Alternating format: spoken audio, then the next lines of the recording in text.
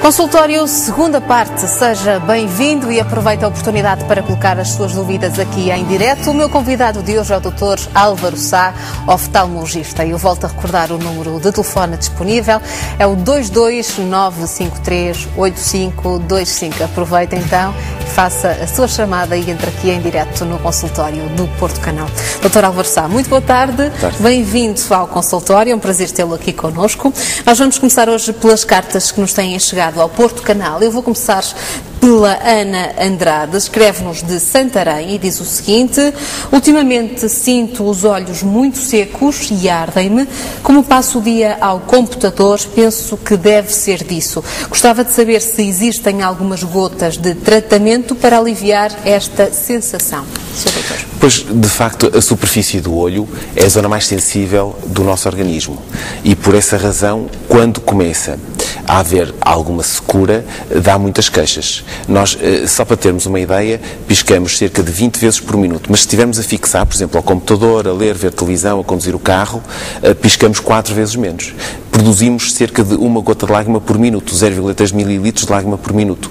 Portanto, quando piscamos o olho, vai haver uma renovação da lágrima. Se nós estivermos a fixar, se tivermos horas e horas sempre ao computador, vamos piscar menos, a lágrima vai começar a secar, e a lágrima é uma estrutura muito complexa, tem mucina, tem uma fase aquosa, tem uma fase lipídica, portanto começa a evaporar, começa a secar e a superfície do olho começa a ficar sensível. Por essa razão, muitas pessoas se queixam que têm visão turva, que têm picadelas no olho, lacrimejo, ardência, dificuldade em encarar a luz.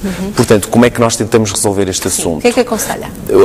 Primeiro, em relação ao computador, estar sempre com o olhar um bocadinho acima do monitor do computador. Assim a pálpebra superior já protege um bocadinho, já tapa um bocadinho a superfície do olho e, portanto, vai dar mais conforto. Segundo, cuidado com o ar-condicionado e com as ventoinhas que secam o ambiente, secam também a lágrima e, portanto, vão exacerbar estas queixas. Terceiro, ter sempre um lubrificante ocular. Existem lubrificantes oculares em colírios, portanto, frascos, existem lubrificantes em unidoses. O ideal seria usar um lubrificante que não tivesse conservantes, que fosse apenas lubrificante ocular puro. E, nesse caso, sempre que começar a ter queixas, instilava no olho 2 ou 3 gotinhas em cada um e depois continuava a trabalhar. E passado, não sei, depende de olho para olho, mas passado 5, 10, 20, uma hora, quando começasse a ter novas queixas, voltava novamente a lubrificar o olho. E penso que com estas medidas consegue aliviar as queixas que tem. Muito bem, aqui fica então a indicação. Agradeço à Ana Andrade de Santarém a sua carta e seguimos em frente com a Manuela Costa, que nos telefona de Braga. Muito boa tarde. Boa tarde aos dois. Bem-vinda. A questão que eu queria colocar era a seguinte: o que é que o doutor pode dizer acerca da retinopatia pigmentada numa pessoa com 45 anos? Ainda não estou, ou seja, ainda tenho autonomia. Segundo percebi, está-me a perguntar sobre a retinopatia pigmentada, não é? Pigmentada, exato. Pois, é uma doença que ainda hoje é de difícil tratamento. Nós sabemos quase as razões da patologia. Existe uma proteína nos cones e bastonetes da retina que não é produzida convenientemente, portanto é uma doença genética, e essa proteína, como não é produzida, o pigmento que é fundamental nestes fotorreceptores para captar a imagem, esse pigmento vai começar a fugir. E ao fugir, a pessoa começa a ter queixas de visão progressiva. É uma doença crónica, lentamente progressiva, e a pessoa começa, de facto, a ter muita dificuldade visual, que não é corrigida, infelizmente, com óculos, nem com cirurgia, e uma das queixas muito frequentes é com baixa luz, a pessoa tem muito má visão, chamada nictalopia. De facto, o que nós tentamos ainda com esperança é que haja um tratamento genético que consiga pôr as células do olho, da retina, dos fotorreceptores, a produzir essa tal proteína que serve de âncora para esse pigmento a ser produzida corretamente, para fixar esse pigmento e aí sim a pessoa começar a ver novamente. Neste momento ainda não há tratamento para a retinopatia pigmentada. Mas há alguns estudos a serem feitos cá em Portugal Os estudos são multicêntricos. Há vários sítios no mundo que tentam reunir pessoas com essas patologias e depois vão trocando informação, não é? Vão primeiro codificando qual é o gene que não está a ser bem produzido, se existem algumas variações, porque podem haver vários genes responsáveis pela mesma patologia, e de facto está-se a investigar para ver se consegue de alguma forma corrigir esse defeito na produção dessa tal proteína. Eu estou a tomar vitamina B6. Sim. E estou a tomar aquilo é um antioxidante, retina complexo. Sim, sim. Pode continuar a tomar e faz muito bem, mas de facto não há nenhum estudo provado que prove que isso de facto vai melhorar a sua visão, mas mal também não faz, na realidade. Pois. Pronto. Percebeu, Manuela? Muito obrigada pela atenção. Boa tarde. As melhoras. Muito obrigada, Manuela Costa, pela sua participação, e vamos seguir em frente com a Ana Aguiar, que nos telefona de Lisboa. Boa tarde, Ana. Seja bem-vinda. Muito boa tarde. Olá, venham daí as suas dúvidas. Eu estou a ligar pelo seguinte, porque por acaso liguei a televisão há pouco e deparei-me com o Dr. Álvaro Sá, de oftalmologia, e nem a propósito, isto porque estou neste momento de baixa devido a uma infecção na vista que eu desconhecia por completo e que me disseram chamar-se uveíte. Este foi um episódio há 2 dias que apareceu de manhã com uma dor fortíssima no olho direito. Ainda arrisquei ir trabalhar, fui a conduzir, tive que parar imensas vezes porque a dor era de tal ordem que eu não conseguia ver.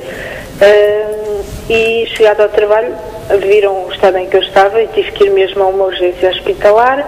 Claro que as urgências eram um médico de clínica geral que nem sequer fez nada, encaminhou-me logo para um oftalmologista de serviço, que me disse então que era uma infecção, uma uveíte, que para já não ia adiantar nada, porque podia ter várias causas. Encaminhou-me para a consulta de medicina interna, que estou à espera para ir fazer agora, entretanto, como é o feriado, sexta-feira e segunda-feira também aqui em Lisboa é feriado. Vou na terça-feira a uma consulta de medicina interna. Fez-me um questionário muito estranho, nomeadamente se eu tinha nascido em África, se tinha estado em algum país africano nestes últimos tempos, e receitou-me uma pomada e umas gotas à base de cortisona, e que se não passar com isto teríamos mesmo que partir para cortisona, mas em comprimidos, porque de facto é uma infecção muito agressiva. Poderia ter várias causas, pode ser de origem viral e se calhar daí do mal ou menos, porque embora possa vir a aparecer frequentemente, mas pode não ter uma doença por trás, não é? Daí encaminhar-me para a medicina interna, mas que me deixou muito assustada e de facto agora já a dor é menor, mas é uma coisa, é muito agressiva, é uma dor que eu penso que até hoje foi a pior dor que eu senti, foi esta que me levou mesmo à urgência. Como poderá perceber, estou assim um bocadinho expectante quanto a isto, porque não fui suficientemente esclarecida. Fiquei na ideia que o próprio oftalmologista, que não é o meu oftalmologista, foi o que me atendeu porque era o que estava de serviço, estará à espera dos resultados da tal consulta de medicina interna. Não sei se o Dr. Álvaro me poderá adiantar mais alguma informação sobre esta infecção. Posso. Desde logo, tudo que termina em ite na medicina é uma inflamação. Podemos ter uma amigdalite, uma otite, uma sinusite e uma uveíte. Portanto, uveíte é uma inflamação. Pode ser provocada por agentes que nós não conhecemos, pode ser provocado por uma infecção de facto ou não. Só para ter uma ideia, eu tenho aqui um modelo do olho que nos vai ajudar. A úvea é uma estrutura dentro do olho constituída pela coroideia, que é uma camada que está aqui por trás da retina, que depois tem continuidade com o corpo ciliar, que é uma estrutura que está aqui na raiz da íris, e finalmente a íris. Portanto, esta estrutura úvea é um conjunto de 3 porções: coroideia, corpo ciliar e íris. É isso que nós chamamos úvea. E, portanto, se tiver uma inflamação, uma uveíte, uma inflamação desta estrutura, que pode ser uma uveíte anterior se for só da íris, intermédia se for do corpo ciliar, posterior se for da coroideia, ou panuveíte, que é de toda a úvea. Se você tiver uma inflamação, o que acontece é que, de repente, subitamente, a tensão intraocular sobe. E é por isso que você tem muita dor.